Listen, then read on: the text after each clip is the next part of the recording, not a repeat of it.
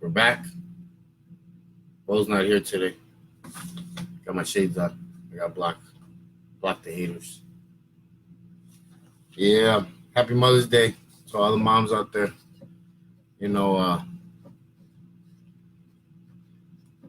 Going to go a little bit off the subject today, and I'm a little nervous.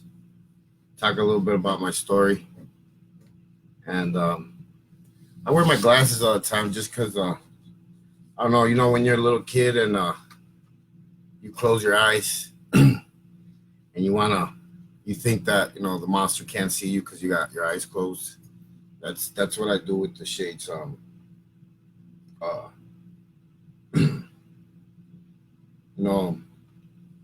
I watched this movie the other day.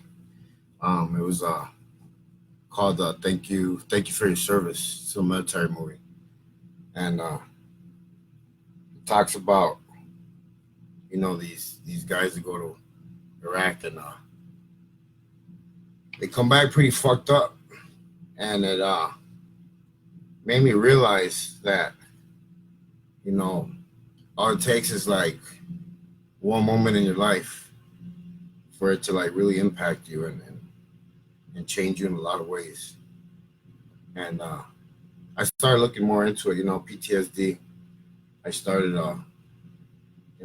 looking it up online and I'm trying to get some books on it right now, but I was doing a lot of research today on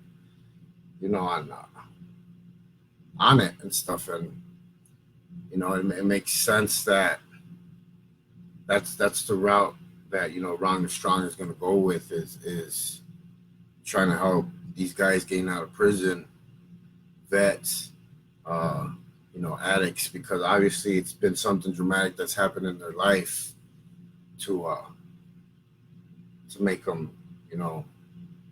use drugs or do certain things. And I connected in many ways with that movie, and it almost made me a little sad because it kind of explained to me why for many years I kept on going back to prison.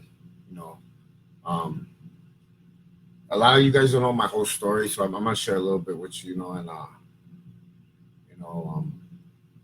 so I grew up in a dysfunctional home. My dad was an alcoholic, drug addict, and he was very abusive with my mom. It got to the point where my mom couldn't take it no more, so she, grabbed all her stuff and moved to California to move with her brother. And her brother was the one that ended up molesting me and my sisters. It was very, very bad.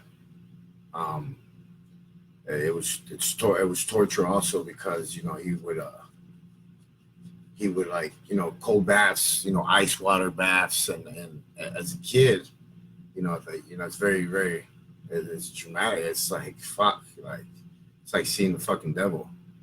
And he inflicted fear in us to the point where to this day I'm afraid of fucking water. I don't know how to swim. And then he would lock us in a dark room. I got a little bit worse than the girls, I guess, because I was the man of the house or whatever. But he would lock me in his closet for hours sometimes. And now that I'm older, I start to think, and it's like it's funny that I still sleep with a nightlight to this day because I don't like to be in the dark. It scares me. And a lot of people are like, oh, you've been to some of the worst prisons and you got all these tattoos on you, you're a tough guy, this and this. Now you're afraid of prison, dark, and and it's funny because I'm like a kid trapped in a grown man's body. Little things just like I missed out on, cartoons, just little things, it change you forever. And I I grew up with a huge chip on my shoulder, and it was it got to the point where I didn't know how to even be a brother. I didn't know how to be have a girlfriend. Um, my way of showing love was through sex. I would try to have sex with the girls, whoever I could, and I was pretty fucking lost. And it changed me because I ended up going into prison at a very young age. In and out, 16 years old, and I went away, and Chicago, being as bad as it is, didn't help, being around the people that I was around. So it started changing my whole life, and I have to be very, very careful every day of what I do and how I carry myself, because I'm fragile. Like, a lot of people see me at the gym, and they think different. They think that I'm a tough guy. They think this, but nah, I'm fucking soft as fucking gummy bear. And I'm one thing that I've learned throughout the years is that now that I have different kind of emotions, I know how to be happy. I know how to be sad. Um, it's crazy because it makes me feel uncomfortable. It makes me feel weak. It makes me feel it's out of my comfort zone. And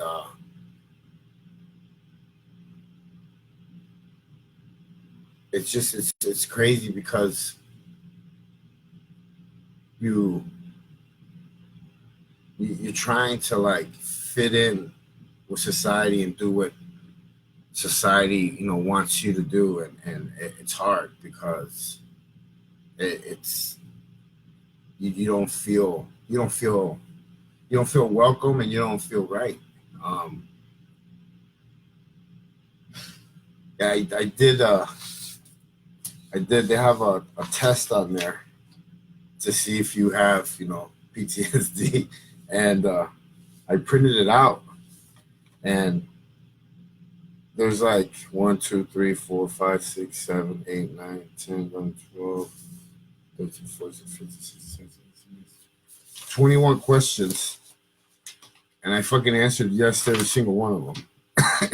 So I was like, oh, that's why I can't fucking sleep at night sometimes. That's why I lose interest in activities of life. That's why my range of emotion goes up and down. Like, it's crazy. Um, that's why I'm on guard all the time. It's even on there. That explains why I sit with my back against the wall when I go into restaurants, and um, you know, it makes me a little bit, I don't know, frustrated, I guess, because I wish I would have got help sooner, and maybe if somebody would have pointed me in the right direction, maybe I wouldn't have been in and out of prison, my whole life, and feel like, I wasted, 40 something years of my life, behind bars. Um, it makes me a little sad. I'm not gonna lie. I've been struggling a lot lately with my emotions these past couple of days, and it's because I get in my head, and I want to go back. I want to go back to prison because I feel comfortable there. And it's even on one of the questions, it says, you self-destruct, and I do that as soon as things are going well for me. Um, I feel like I don't deserve them, and I try to self-destruct. So it's like that's when I realized that that this is the route that we know we need to go with Ron and Strong is like helping helping these vets, helping these addicts, helping these guys getting out of prison, make those right decisions, getting that right help, and put them in contact with those whoever they need to see, whoever they need to get help from, because I'm far from being fixed or whatever. It's going to be a daily struggle for me, and I have to be very, very careful.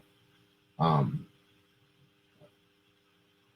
mean, just from little things that set me off, especially my anger. It's you go through years of fixing everything with violence in there, and you get home and all of a sudden you have to be like a member of society and follow all the laws and all this. We went to an event that we got invited to where there was like 800 police officers there, and I took a picture with some of the police officers, some of the Phoenix PD, and I've never felt so uncomfortable in my life. Like, you can see it in the picture. It's almost like I'm fucking trying to hold in a fart or something. Like, I just don't feel safe. Don't just and I shouldn't feel like that because I'm not doing nothing wrong. And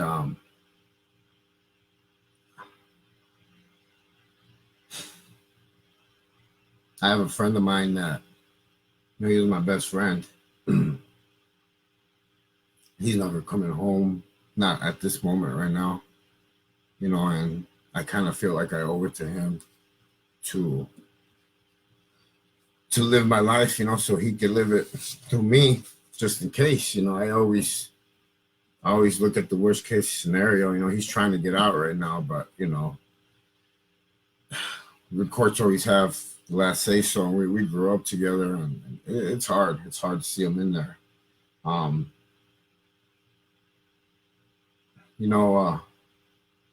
Even these vets, I mean, they come home and they're used to being part of a group, and they come home and they're broken. They're fucked up.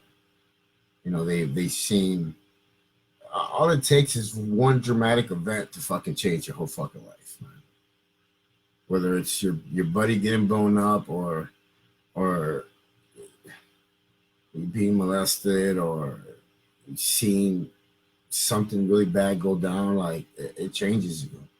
And for me,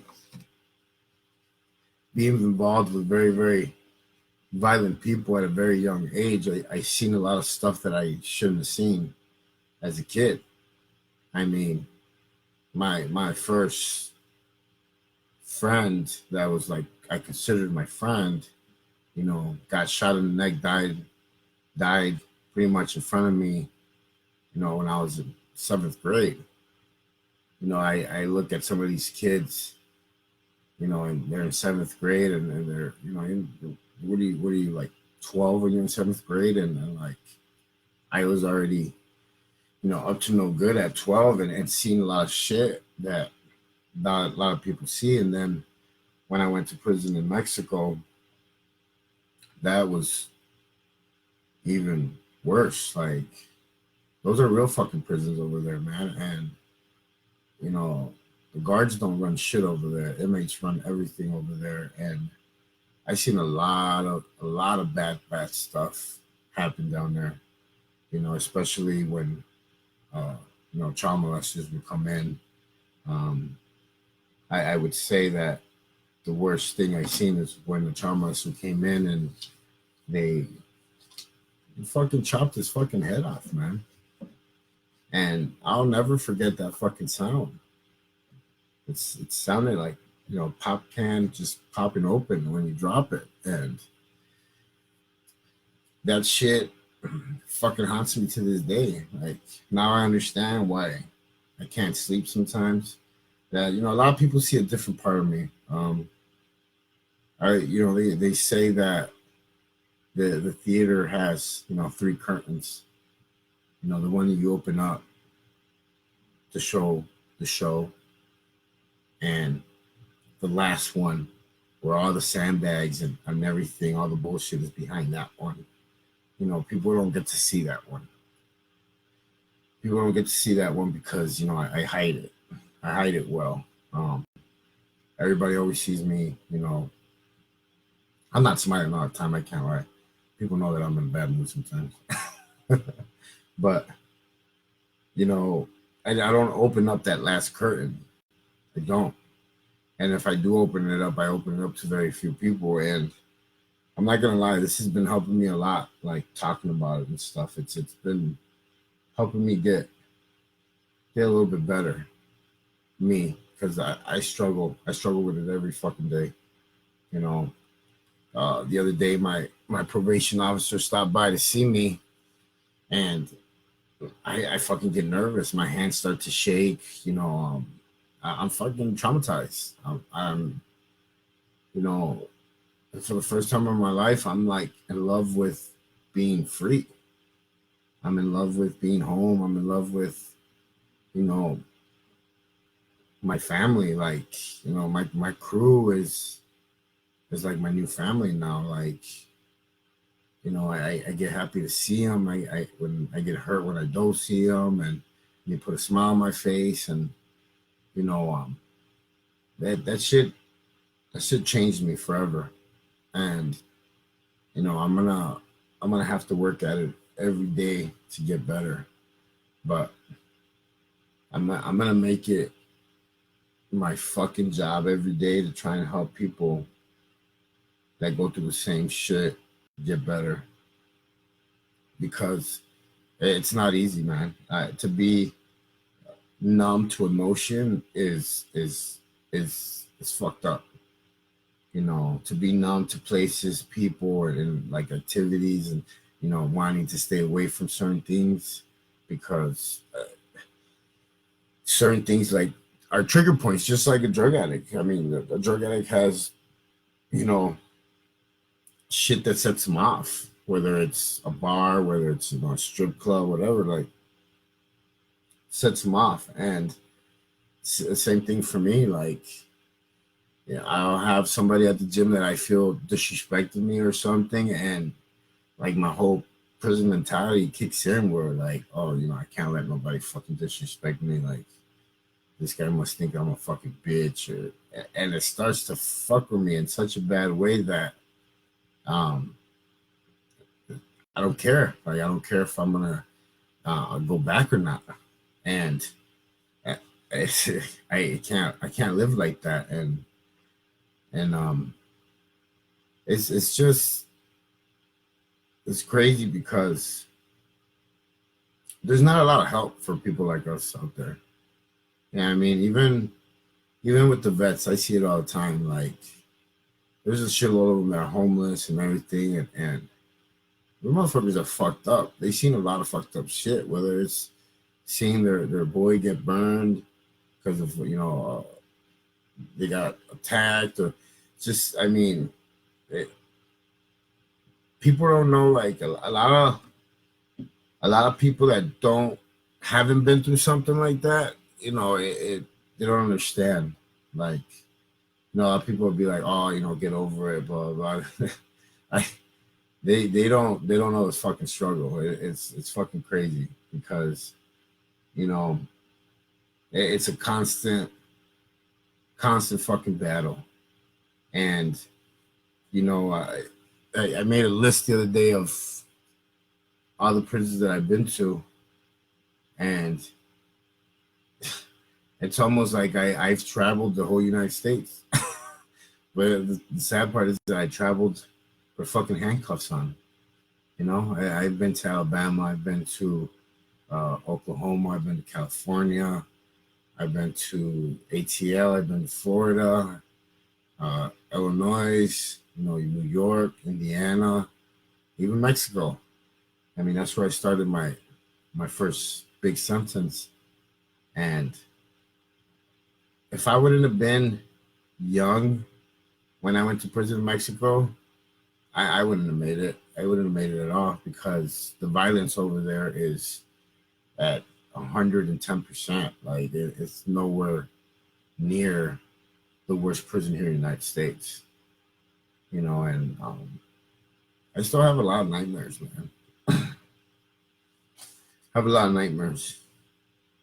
Have a lot of fucked up ideas in my head that I have to be very careful with and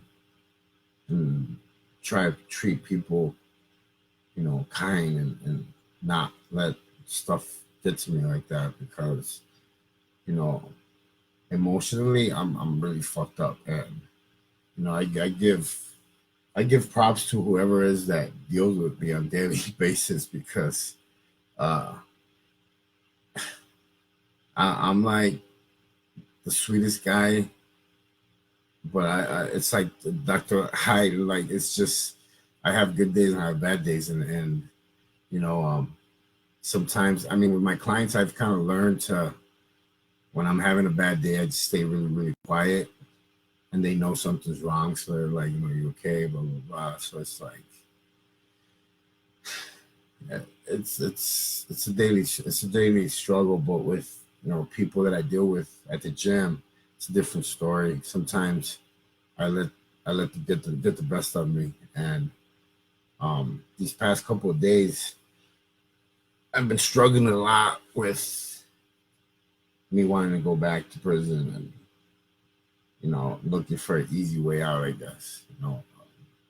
And it's fucked up because I'm doing really good, my brand, my clothing, like I'm about to release my supplement line and like working on my book, and it's like everything's going really fucking good, and it's like, why do you want to self-destruct again, JC? Like, why? And I have to carry these fuckers around. These are my dream notebooks. I had them with me when I was in prison, and I had a checklist, and I checked off pretty much everything I wanted to do when I got home. I also had a page where people that I loved and people that I disliked, and names for my company, people that I hated, training methods, public speaking. I was ready to take on the fucking world, how to stay anabolic. And I have a lot of poetry that, I write a lot of stuff, and it just, I have to carry these with me every day, that so I don't forget, because it only takes a second. It takes a second to make a bad decision, and guess what? I will self-destruct if I'm not careful. And the thing is that as much as I would go back and be all right, at the end of the day, honestly, I don't want to go back. I have a lot of people counting on me, and I have a lot of people that love me, and I feel that it's getting to the point where not only am I going to let them down, but I'm going to let myself down.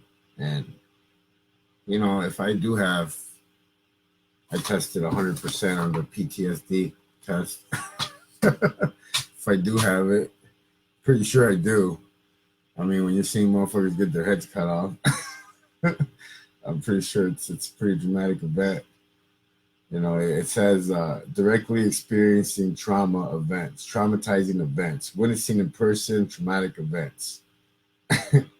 And I'm pretty sure I experienced it. And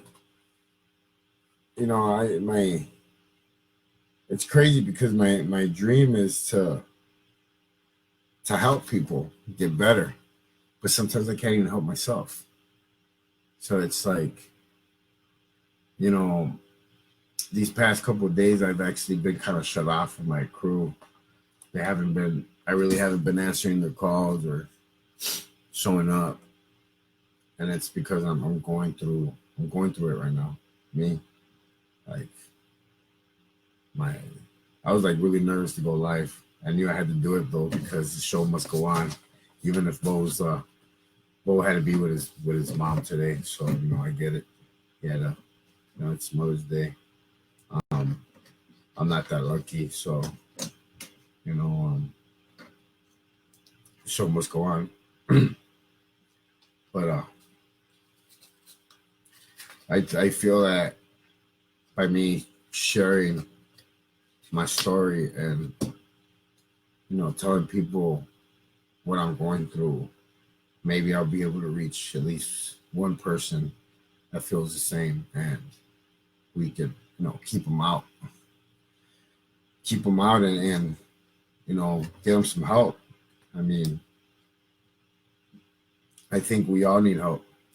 I mean, I have I have a crew of rascals. I mean, Oscar, Balbas, Ruben, the Greek bastard, Randy, it's, uh, Jasmine. They all got issues. I mean, I was really happy. I walked in yesterday. I snuck up on them because we have like a meet and greet every Saturday where they train together, and I couldn't make it. I was at home, and I snuck up on them to see if they were doing what they were supposed to be doing, and they were all there, and it made me really happy to see them because like we all got issues, man. We all got problems, and we've created like a little safety net, like a little family for us to have, and pull each other up when we're down. And I probably should have said something to them and told them how I was feeling, you know what I mean? But it's hard sometimes, man, especially when you're the one that has to be strong all the time and not show any kind of weakness. It takes a toll on you. And I was like nervous to go live today. I was like, fuck, what am I gonna talk about? And I was like, fuck it. Let's talk about the symptoms. Let's talk about what I'm feeling, what I go through every day. A day in JC's fucked up ass mind, because I don't have a fucked up life. I have a lot of people that care about me. It's my fucking head. It's my head that gets me in fucked up situations and problems, and I'm fucking sweating just talking about this shit. Um, you know, it's scary to wake up, man, and think that you're better off in the cage, that you're better off, that you don't deserve success, that you don't deserve to have like a brand that's being successful, or people that care about you, or a home. I mean, now I'm in this ain't much, but it's mine, and my car ain't much, but it's mine, and it's like, and in prison, I didn't have shit because I didn't have nobody sending me money. I got into a little argument with my sister the other day because she was like, now that you're doing good, you forgot about everybody that was there for you, and that shit just pissed me off because they weren't there. Not how they make it seem. My little sister sent me money here and there, but it wasn't like I felt that I had my family with me. And people that have been to prison will understand what I'm saying. Like, and I never got money sent. I my my stepmom actually was the one that sent the most to me. She made sure I had $30 on my books every month. She knows how much I like coffee, and to me, it's crazy, and it used to piss me off to see guys that did horrible stuff to people, kids, it's even murdering. You know what I mean? Like innocent people, and they would get more love. You know, they would get visits, they would get letters, they would get money put on their books, and that shit kind of created a little chip on my shoulder. And for her to make it seem like my family's been there 100%, nah. And I actually have the balls to say it now. Before I would just, I wanted to be respectful, and honestly, I was scared because I don't have nobody. So to lose the little that I have was kind of scary. But now I'm not scared no more, because the truth of the matter is that I never got no visits. Very rarely did I get any mail, and very rarely did I get anything sent to me. I survived in there because I know how to survive in there. I survived off of $15 a month that I got paid for, cleaning. I always worked in the kitchen or cleaning the fucking showers, because I wanted to be able to feel comfortable taking a fucking shower and not worrying about being in a dirty, shower, because I mean, you know what happens in there. It's what me and Bo call deloading. And I wanted to make sure that I was in a clean fucking shower. And when I was in Mexico, in the prison over there, it was bad over there, like bad. Like if you don't have money over there, you're not fucking eating, you're not doing nothing. It was really, really bad over there. And if it wouldn't have been for me being like a hustler, like it's pretty much survival of the fucking fittest, I wouldn't have made it, man. I pretty much got in with the crew in there, and I was their seller, I was their collector. I did what I had to do to survive and eat, and get high, because I was using drugs at the time, and that shit wasn't easy, man. Like a lot of people don't know how much shit you see and you go through when you're in there. Like, yeah, I committed a crime. I was moving drugs for the cartels. I was selling. Yeah, I did a crime, and I paid for it, but I paid for it with fucking aces. I didn't come out, a new man. I didn't come out rehabilitated. No, I came out fucked up. I came out worse. I came out wanting to go back and not wanting to stay out, and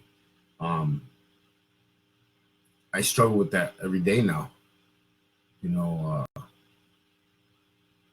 These past I want to say past 3 days, ever since my PO came to see me, he's been like kind of like fishing, coming and dropping in and stuff like that. Ever since he came, like I've been on edge. I haven't been able to sleep at night. I've been experiencing the fucking nightmares again. It's just the shit that goes on in my head really, really fucks me up. And it's crazy because a lot of people will be like, "Oh, you're doing so good. You're one of the busiest trainers at the gym, and you got your clothing line, and you're about to do your book, and blah blah blah." And it's not even about that. It's when your head, your heart, and your soul just are not connecting the right way. You're just not in the right place. And I wanted to talk about this today because when me and Bo usually come on, everybody sees us bullshitting and talking about fitness and all that stuff. But today was more one-on-one with me and about with what Wrong is Strong is trying to do. We just got our nonprofit stuff in, so we got our numbers and I guess all the legal paperwork stuff in, and now we're going to be able to start working with the community and trying to see if we can get some people to donate money, pretty much, so we can open up that classroom. So what I want to do is I want to open up a classroom where I'll teach these guys how to become personal trainers, how to help people with the PTSD through fitness, pretty much, the working out. It's helped me a lot. I don't think I would have stayed out as much as I did, even though I did go back, but I don't think I wouldn't have stayed out as much if it wouldn't have been for exercising, for training, and getting ready for certain things. Exercise has been one of my biggest addictions. I am an addict to lifting weights. I'm an addict to the pain. I'm an addict to the change in the body. An addict to seeing myself get stronger, and it's almost like a rush endorphins in my brain every time I work out, or I'm not gonna lie, when I outwork my guys, that I lift heavier and I move faster, it's a rush to me, and it's helped me get through some really rough days. And I think that's one of the biggest reasons why I've been feeling kind of fucked up these past couple of days, is that I've been in a rut these past days. I haven't been on my diet. I've been eating like a fucking pig. I haven't been working out. I've been like depressed like a motherfucker. And I really had to sit down today and think about, cause I was supposed to do a show in July 20th was supposed to be like the last thing I checked off my dream list on my notebook, and that was to do a show. And it's almost like I was almost, about a month ago, I was already getting shredded, like my six-pack was coming in, everything. And it's almost like I was almost ready, and I went into like self-destruct mode. Started trying to get into fights. I just started losing it. I started losing my cool, and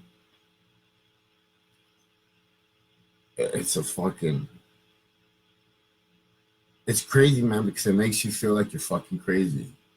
It makes you feel like you can't function, and I hate staying up at night because I gotta be at work at 4 a.m.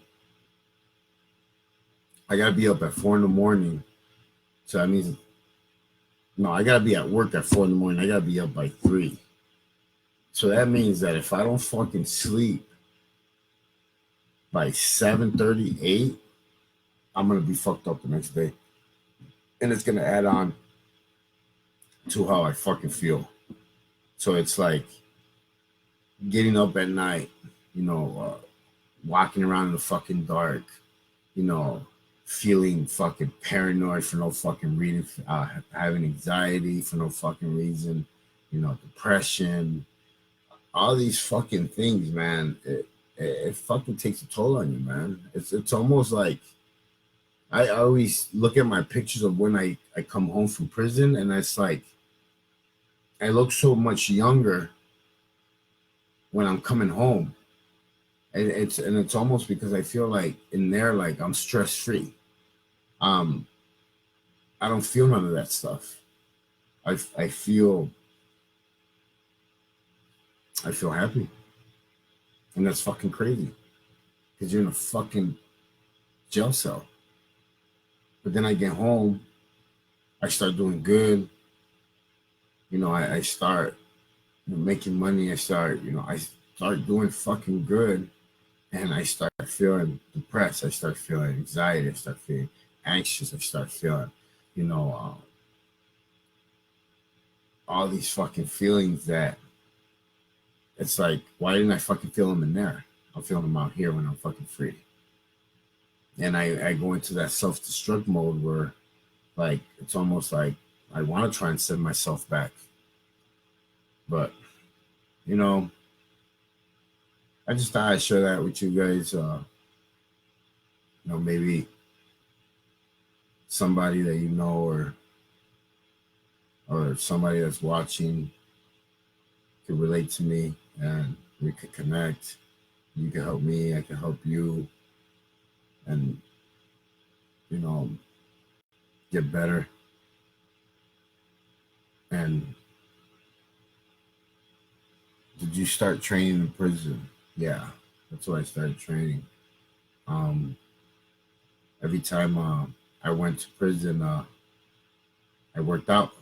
Then I would get out and get fat because I would be depressed, and I would start feeling all that shit that I just said. You know, I would get in shape in there, then I would come home, get depressed, start drinking, and fucking it's just a revolving door. And um, it's crazy because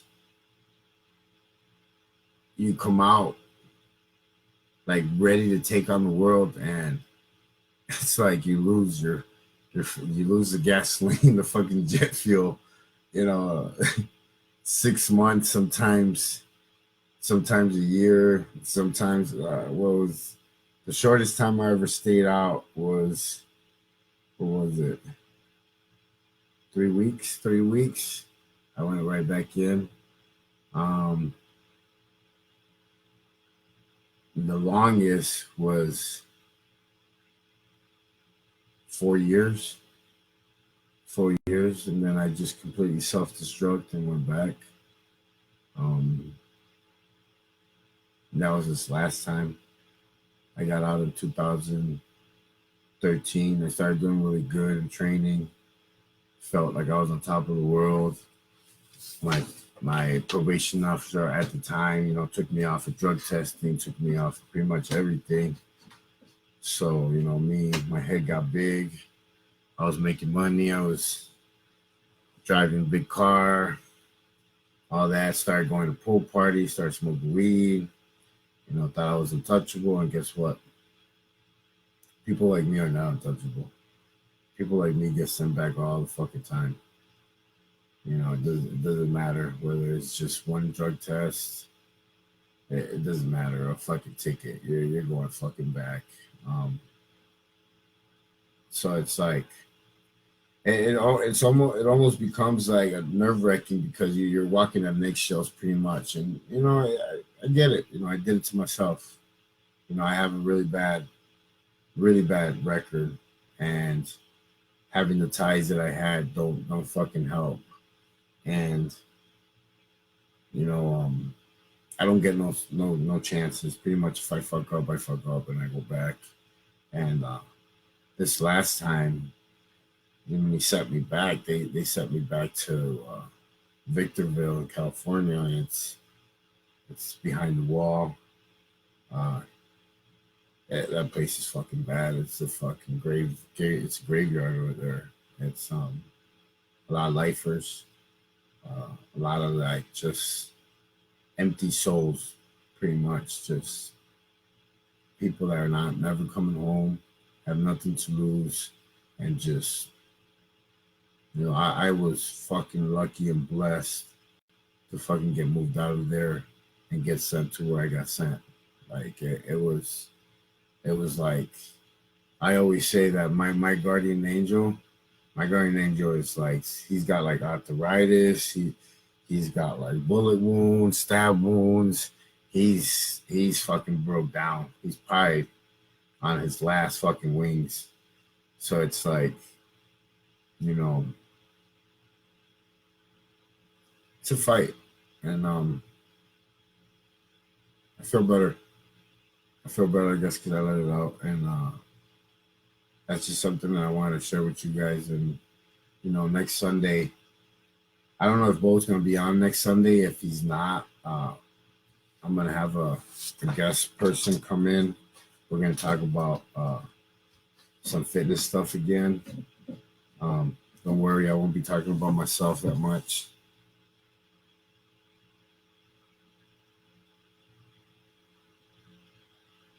Just throwing this out. I'm reading something, message somebody sent.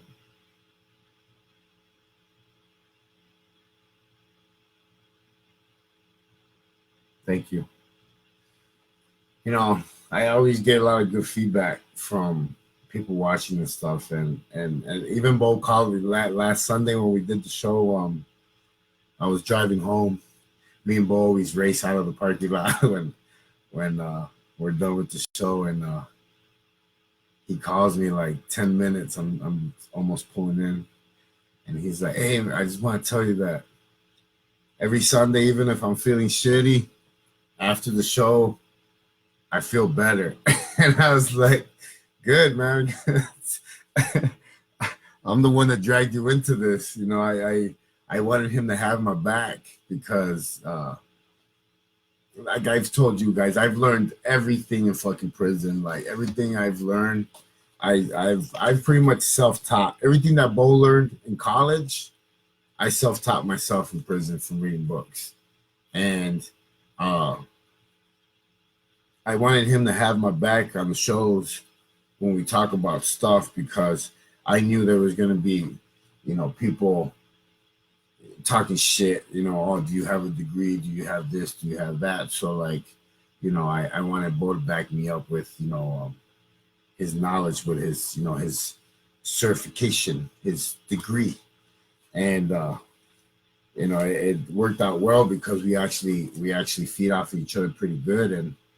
And we've been doing good. We've been getting really good feedback from the show. Everybody's been, asking, what are you guys going to talk about next week, blah, blah, blah. And like I said, if you guys have any questions, you guys can message me and message him.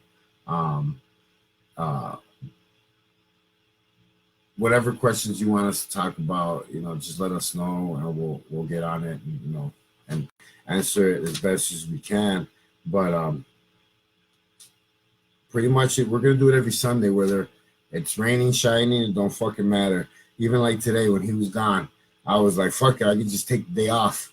I don't have to fucking do it.